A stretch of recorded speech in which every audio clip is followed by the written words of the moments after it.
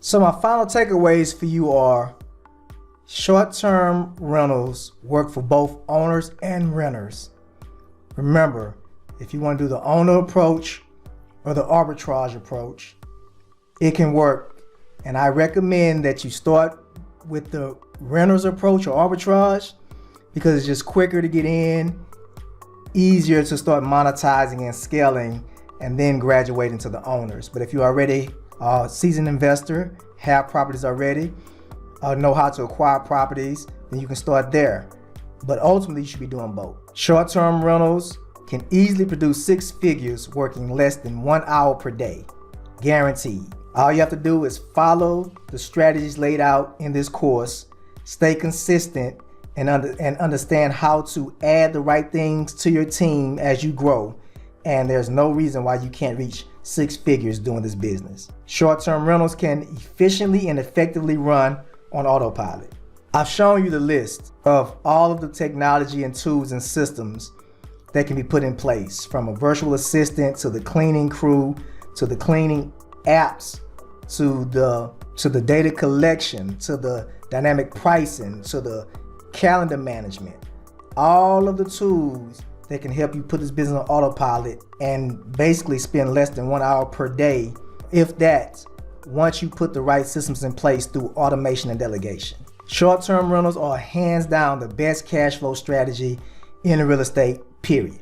There's no other business model that has the cash flow availability like short-term rentals, with the level of entry being, or the barrier of entry being so low, especially if you arbitrage. It is a much better, much easier, much more satisfying, and longer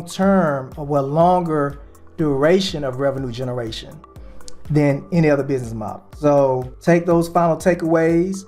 I'm glad you made it to the end of the lesson. The final thing I want you to basically make sure that you understand is that, no matter what, you should always seek legal consultation, because rules change from state to state, from city to city, from county to county, even from neighborhood to neighborhood, especially with the HOA stuff. If you don't understand those laws, you can get caught up and lose more money than you make. So, when you get ready to enter these types of real estate transactions, it's definitely best to hire a professional to draw up your contracts correctly, hire a professional to establish your LLC, and do all of those things that make sure that puts you in position to be legit, to be solid, and to move with confidence and competence, knowing that everything is in place correctly. It just gives you the higher probability that you will succeed in this thing and not suffer any unnecessary setbacks. So unless you already understand the business, have been in the business, I recommend that anything that you're doing that requires legalities in terms of contracts or setting up your business, I strongly advise you to get expert legal counsel before doing so. Again, I'm glad you made it to the end of the lesson. I hope this was everything and more in terms of your expectation. And any questions you have, don't be afraid to ask. More lessons, more courses are on the way.